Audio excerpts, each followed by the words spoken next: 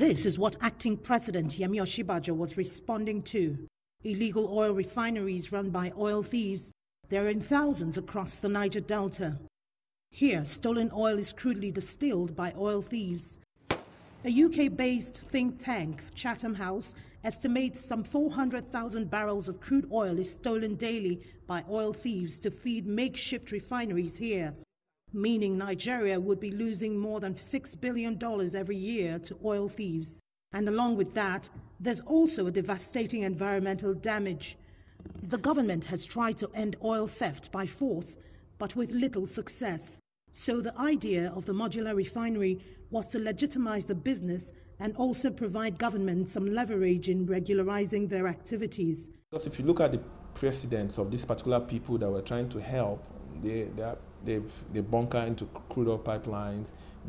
Wherever they operate with their legal refineries, you notice that area is also very well,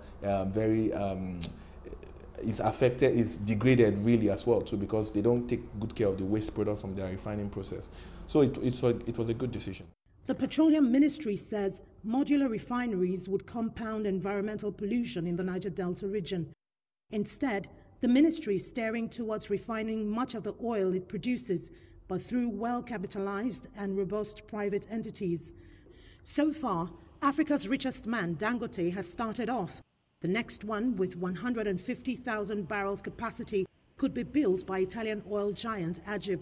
But withdrawing the option of modular refineries means government will have to find an alternative offer for oil thieves in the Niger Delta. Last year's budget, all that was budgeted for amnesty was 20 billion naira as well. But this year, they've actually increased it to 77 billion naira, which means what they want to try and do this year is try and pay more money to the ex-militants. I think they will be trying to capture the illegal refiners as well under the amnesty scheme. So they are potentially looking at the possibility of expanding the individuals involved in that program. So I think there's going to be a bit of trade-off. Maybe if you can't do your refineries, or we'll just try and give you some money. Oil thieves and militancy are intricately connected in the Niger Delta region. They're both latched onto the general deprivation of the wider Niger Delta population to explain their activities.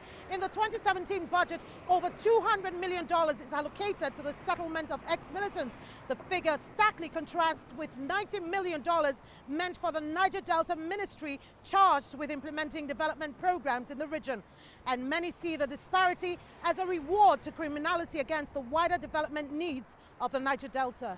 Kelechi, Emekalam, CGTN, Abuja, Nigeria.